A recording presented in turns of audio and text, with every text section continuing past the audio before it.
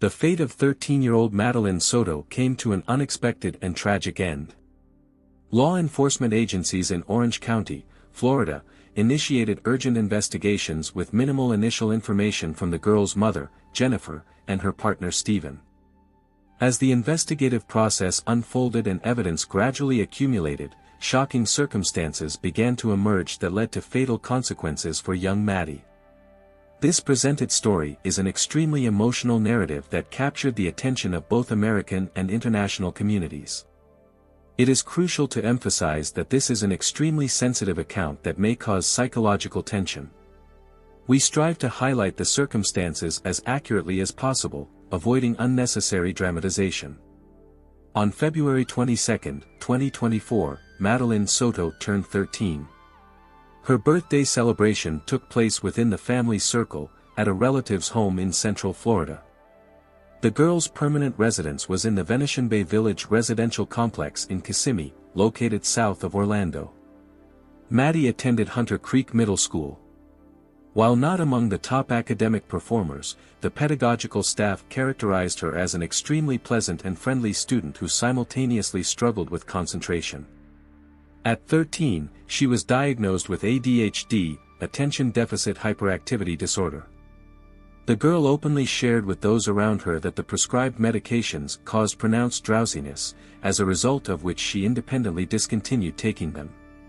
Teachers repeatedly drew attention to her exhausted state during the educational process. Maddie often sat with her head down, eyes closed. Among her peers, she was perceived as an emotionally vulnerable personality. Her friends often noticed periods of lowered mood, spontaneous crying without obvious reasons, and periodic complaints about her relationship with her mother. In conversations, she characterized Jennifer as a person with bipolar disorder, emphasizing frequent conflict situations between them. At the same time, she maintained an extremely warm relationship with her mother's boyfriend, Stearns, maintaining regular telephone and video communication throughout the day. At first glance, nothing seemed unusual, but at the beginning of 2024, in conversations with friends, Maddie began to express quite unexpected intentions, a desire to leave her parental home. She detailed plans to build her own dwelling in the forest and live there completely independently. Monday, February 26, the day after her birthday, became a turning point. Jennifer Soto went to Hunter Creek Middle School, intending to pick up her daughter. She waited for students near the institution but quickly realized that Maddie was not among them. Assuming the possibility of the child being at her mother's location, Jennifer headed to the cafe owned by her father and located near the educational institution. Maddie occasionally visited this place after classes. However, the girl was not found there either. The school administration, after a thorough check of attendance logs, officially confirmed Maddie was not present in classes that day. Immediate large-scale search operations were launched in the county, both using automotive transport and on foot. Around 4:30 in the evening, the situation surrounding Madeline Soto's disappearance had reached a critical point. The 911 emergency service received a phone call from two unidentified women representing the concerned mother of the girl. The call was made from an office building located near the educational institution. Jennifer and others were waiting for law enforcement to arrive, as all possible search locations had been exhausted, and no traces of Maddie's whereabouts had been found. The dialogue with the emergency dispatcher unfolded as follows. "You are calling on behalf of the parents regarding a missing child?" "Yes, on behalf of the mother." "Please specify when the child was last seen." "She was last seen near the church close to Hunter Creek Middle School." "It seems to be a peace church, but I cannot guarantee the precise address." "Does the child have a mobile phone with her?" "No, she intentionally left it at home today." The callers emphasized the urgency of the situation, as the child had been missing since the morning, and they had already called 3 times. Their concern continued to grow. "We understand we are waiting for the police. Tell us, how much longer do we have to wait? This is a missing child." The dispatcher's response was quite formal, "I understand, but I cannot specify an exact arrival time." Law enforcement officers arrived at the scene only around 8 o'clock in the evening. Several people were near Jennifer, including her partner Stephen, who were helping in the search for her daughter. Jennifer emotionally recounted the details. She was supposed to be taken to school but never made it there. I came to pick her up, but she didn't come out. They called her name over the loudspeaker, and I thought maybe she was somewhere here, as she sometimes visited this office. I came here, no one was around. I returned to the school, but everything was already closed. Later, the woman received an email from the educational institution about her daughter's absence that day. She also directly contacted the class teacher, who confirmed Maddie's absence from classes. Teachers have a time window until 3:30 p.m. to enter attendance data. Jennifer's automatic notification about her daughter's absence was sent only at 5:30 p.m. By this point, Madeline had already been missing for almost 8 hours. The mother was in a state of pronounced panic, walking around the surrounding territories searching for her daughter, repeatedly calling law enforcement. At that moment, she was wearing a green hoodie, white Crocs, and black shorts. Later, law enforcement discovered that Stephen had driven Maddie to school that morning. He clarified details about her clothing. Jennifer noted that Maddie was wearing black shorts, which indirectly suggested that she had seen her daughter before she left for the educational institution, a circumstance that would later be called into question. On her phone, Jen found the last photo of Maddie, taken the day before during a birthday celebration. According to the mother, forgetting her mobile phone at home was typical for her daughter, which was associated with symptoms of her diagnosed ADHD. During her communication with law enforcement, the woman inquired about technical devices. Does she have an Apple Watch or another gadget? No, the only device is a school tablet. It can be tracked. I think if it's turned off, it will try to connect to the network. Maddie's school laptop had a geolocation function, although it had not been turned on since the Sunday before her disappearance. Stephen provided law enforcement with detailed testimony about the circumstances of driving Maddie to the educational institution, reporting that he dropped her off around 8:30 to 8:40 in the morning, approximately a quarter of a block from the school building. During our last meeting, approximately at 8:30 to 8:40, when we were dropping her off, she weighed around 50 kilograms, was about 110 to 112 centimeters tall. It's worth noting a distinctive feature, a noticeable mole near her nose that immediately catches the eye, the man told the investigators. Police began forming a chronological sequence of the girl's last known movements. It turned out that Stephen rarely drove Maddie to school, contrary to his initial claims. Usually, this was done by her mother or grandparents. The biological father maintained minimal contact, practically not participating in her upbringing. Our relationship is extremely close. I am the person she comes to when she conflicts with her mother, seeking support and understanding.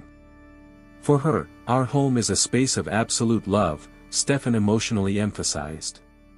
According to him, the girl preferred to be dropped off at a certain distance from the educational institution because she considered his silver 2010 Lincoln not particularly presentable. That morning, the man provided a detailed version of events. They woke up around 7 or 7:15, planning to visit McDonald's. Leaving around 7:30, they noticed that Maddie had dozed off in the car. When he asked about her well-being, the girl refused the initial plans to visit the restaurant. I dropped her off between 8:20 and 8:40 on the road near the bridge, close to residential complexes. I noticed her rummaging in her backpack, preparing to meet with friends.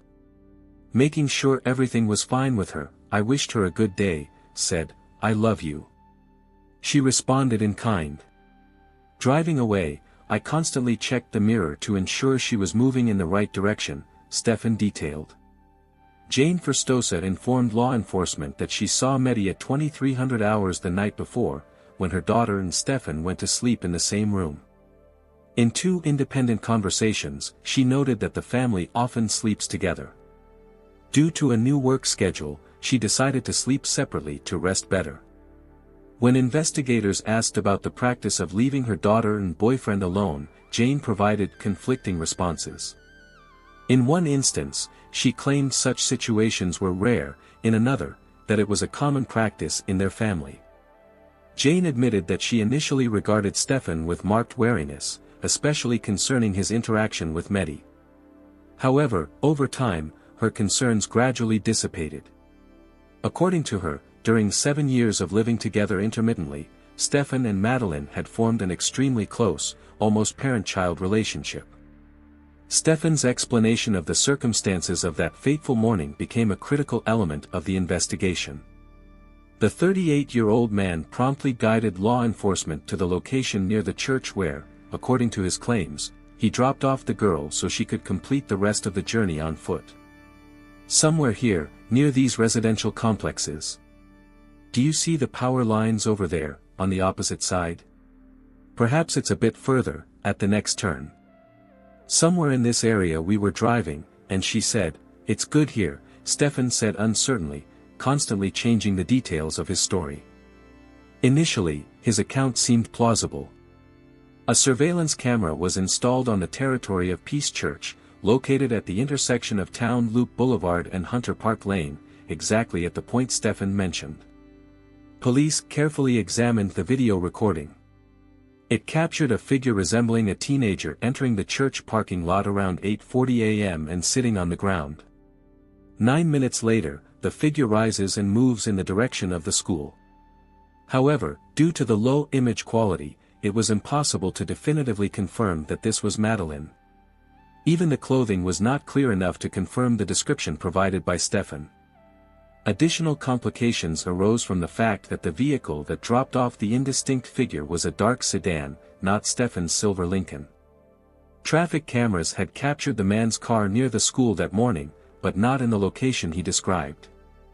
Moreover, the car unexpectedly changed its trajectory and began moving in the opposite direction. If everything is happening in the northern direction, why was your car moving south at 8:10? Cameras captured it at the intersection towards Kissimmee, the investigator clarified. Stephen tried to justify himself, "Sorry, I forgot the home remote. I had to return through the front gate, use the parking pass. I'm not too precise about time in the morning, so inaccuracies in my testimony are possible." The Orange County Sheriff initiated a large-scale search operation. Over 10 emergency service employees combed pedestrian paths and hard-to-reach areas around the school territory. Search groups used complex logistics, service dogs tracked trails, and for difficult-to-access areas, they involved quad bikes and a mounted squad. Investigators managed to access Maddie's mobile phone. The records captured her reflections before turning 14. On February 22, she dreamed of living in the forest, which seemed somewhat unusual for her age. Simultaneously, Jane and Stephen actively cooperated with local media, spreading information about the disappearance. "My boyfriend drove her to school and left." The video shows that she spent a few minutes in the church parking lot, then got up and seemingly headed towards the educational institution, but never arrived. This happened around 9 in the morning, and since then, there have been no traces of her. The school is quite nearby. I don't understand the reason for her disappearance. Perhaps something happened during the journey, or she was forcibly taken, as she never arrived. I carefully checked her messages, finding nothing unusual. Even reviewing deleted conversations provided no clues. There are no traces of communication with anyone external. Therefore, it seemed she might have been kidnapped. This is absolutely contrary to her usual behavior, to suddenly disappear without explaining where she's going or with whom. Currently, I am completely bewildered, trying to reach out to media channels to draw attention and get the necessary help, as I am in a critical emotional state. Right now, I am in a terrible psychological state, consumed by deep fear for her fate. My sincerest wish is to ensure her safety and return home. I am ready to accept any circumstances, if only she would be nearby. My sole purpose is for her to return, regardless of possible circumstances. I simply want her to be here, next to me. Stephen detailed his testimony for law enforcement.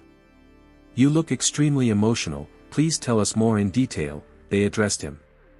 "I dropped her off, and everything looked absolutely ordinary that morning, Stephen responded. Tell us about your last conversation in the car. Nothing special happened. For most of the journey, she was sleeping. When she was leaving for school, I wished her a good day and told her I loved her. She responded, I love you too. Aren't you ashamed of what happened? It's hard not to feel internal guilt. I dropped her off too early and could have stayed a little longer. She looked completely normal, heading to school as she did every day. So I continued my usual business. It's extremely difficult not to blame myself for what occurred. Law enforcement meticulously tracked Stephen's movements in the county using video surveillance and security camera recordings. They established that his route from the school at 8 o'clock in the morning contained several suspicious moments. Video footage near trash containers captured Stephen disposing of items at 7:30 in the morning, shortly after, by his account, dropping off his daughter at the educational institution. He then drove to an electronic cigarette store that had not yet opened for business. Stephen returned to the residential complex and then went back to the store. Later, he directed his car to the game store, House Rules, but, like in other planned locations that day, he did not actually appear at these places. This explains why his vehicle's registration occurred in different Orange and Eula counties, but never captured by cameras near food or retail establishments. Between 12 and 2 in the afternoon, the 38-year-old Stephen was changing a flat tire. According to his explanations, the stop occurred somewhere near Highway 6 to 1092 in a sparsely populated area with minimal traffic. He could not precisely localize the stopping point. Cameras recorded his movements in this area but were unable to reconstruct his full route. A court warrant was obtained to conduct a search of Stephen's house and car. During the procedural actions, law enforcement requested access to his mobile phone. I am now seizing your phone. After completing investigative actions, it will be returned to you. Do you have any questions? I apologize, how long will it take to seize the phone? The woman asked with apprehension. I'm expecting an important work call from my supervisor. My father uses this device to maintain communication with me and get current news. They might try to contact Jane. Stephen showed some reluctance to hand over access to his mobile device, claiming he had accidentally performed a factory reset. However, expert investigations found that on the day of Madeline's disappearance, he performed the reset procedure multiple times. Detectives additionally traced the garbage route from the residential complex's container to its final disposal location. Forensic experts from the Orange County Sheriff's Office discovered a damaged tire that caused a rear passenger tire blowout in Stephen's car. Directly next to the broken tire, investigators found a white polyethylene bag that, according to Stephen's testimony, he had thrown in the container around 7:30 in the morning before leaving for school. The garbage bag contained a black backpack with a purple Hawaiian ornament and one white sneaker. The corresponding footwear was subsequently found in one of the bedrooms.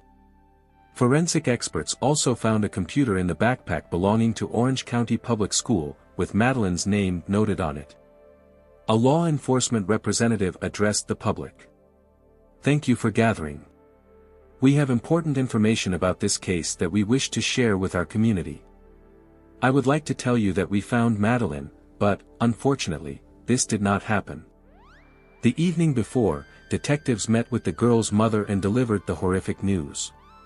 Despite the child not being directly found, the investigation has solid grounds to believe her deceased. Therefore, further efforts will be directed at establishing the circumstances of the crime.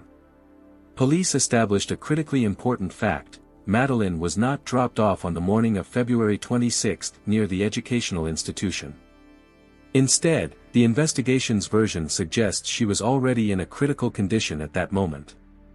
After disposing of the white garbage bag around 7:30 in the morning, Stephen returned to his vehicle.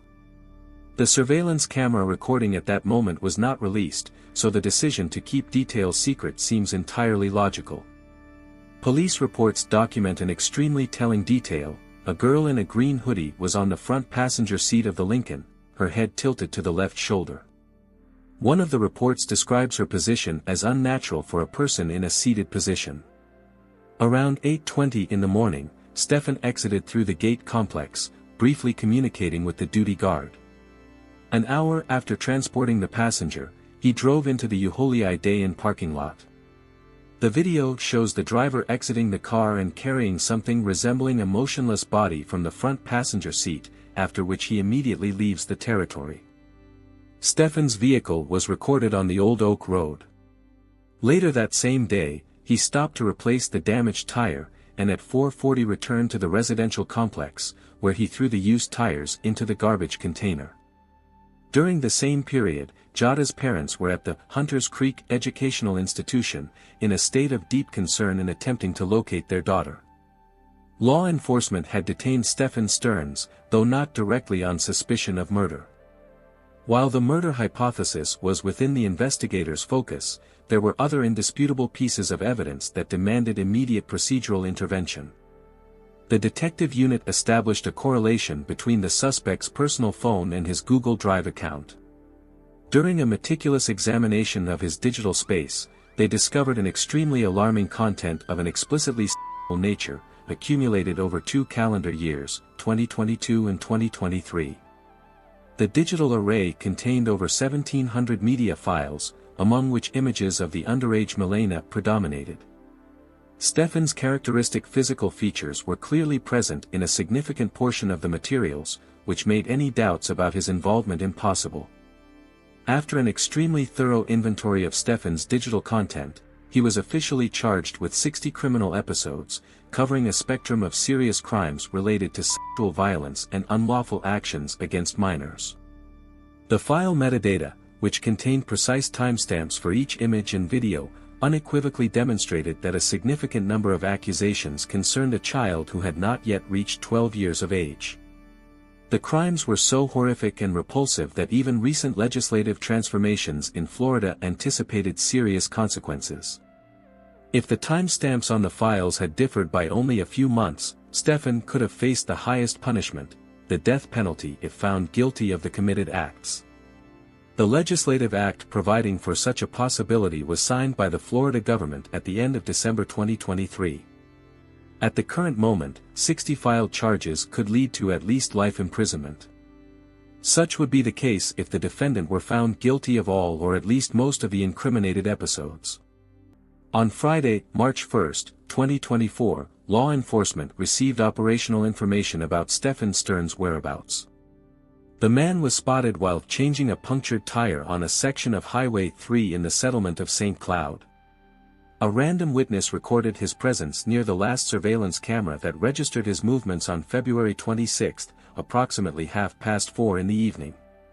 Sheriff's Office representatives established contact with the landowner located behind closed gates opposite the presumed stopping point of Stearns. Upon opening the gates, the group of investigators immediately directed their gaze to the left, where a dense line of tall bamboo plantations stretched. At this stage of the operational work, the captain noticed blue jeans located a few feet from the bamboo tree line. Directly beneath the vegetation, what most likely appeared to be a human body was discovered. The upper part was covered with a green sweatshirt, and blue jeans were visible below. The body of a young girl was partially concealed by pieces of hay and dry grass. We purposefully directed our operational groups to the specified area and discovered a body that, by external signs, may be the body of the missing person. The clothing on the body maximally matches what the victim was last seen wearing. However, we refrain from categorical statements until official confirmation by forensic experts, law enforcement representatives commented. Subsequently, it was officially confirmed that the girl found in the bamboo grove was Milena.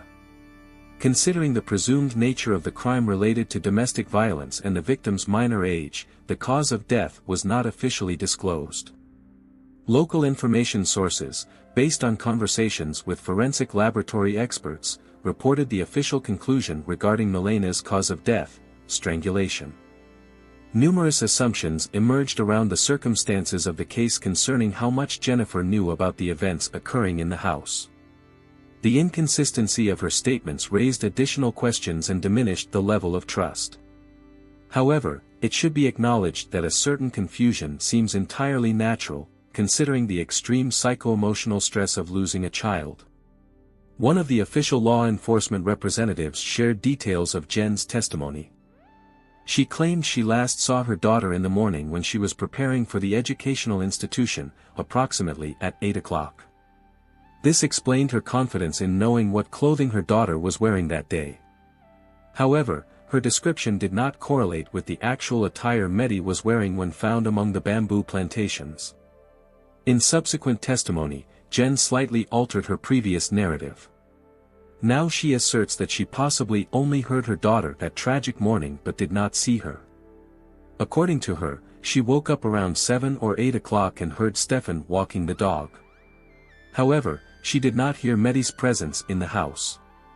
Around 9:30, Jen went to a pre-planned meeting. At that moment, Stephan had not yet returned after dropping their daughter off at school. Official law enforcement representatives confirmed that Jen is not a suspect in the case. Detective Morris, who led the investigation after discovering compromising materials in Stephan's cloud account, personally encountered Jen during questioning. In his service note, he mentioned that the woman consistently denied the possibility of identifying individuals in the photographs, despite the obviousness of the images. It seemed she was in a state of deep denial. Moreover, in his official report dated February 27, 3 days before Melina's body was discovered, Detective Morris noted that throughout the interview, the mother spoke about her daughter exclusively in the past tense, which further emphasized her emotional state. Stephan Stearns was officially charged with first-degree murder concerning Melina Sue. During subsequent court proceedings, he demonstratively refused to appear at hearings, expressing dissatisfaction with the conditions of his detention in the county jail. The man complained about the temperature regime of his cell, which he claimed was 1 or 2 degrees below the acceptable norm. "How can one sleep on a bare metal bed? The first night I was forced to sleep on the concrete floor, wrapped only in toilet paper," he said, pleading with the administration to provide at least a blanket or mattress during the first days of his imprisonment. Representatives of the state of Florida publicly announced their intention to seek the highest punishment, the death penalty. Legal experts suggested that if Stephan insisted on a trial, he would do so exclusively to avoid execution. The collected materials left no realistic chances for acquittal. In Florida, the procedure for imposing the death penalty was recently changed. Now, for its approval, it is sufficient for 8 out of 12 jurors to vote in its favor. Melina was deeply mourned by her relatives and close ones. Her school friends, with tears in their eyes, told law enforcement about memories associated with Medi and the unbearable pain of her loss. The local community, which had previously prayed for the girl's safe return, tragically transitioned to organizing a memorial service on the same night her body was found. It breaks the heart, as the first thought becomes the image of one's own child. I am certain that every parent thinks exactly this in such a tragic moment. Our heart aches with the awareness of how horrific reality can be. Children must be absolutely safe, but, unfortunately, in this case, the girl found herself in mortal danger, commented one of the local residents. I look forward to hearing your thoughts in the comments. Subscribe to the channel. Until next time, friends.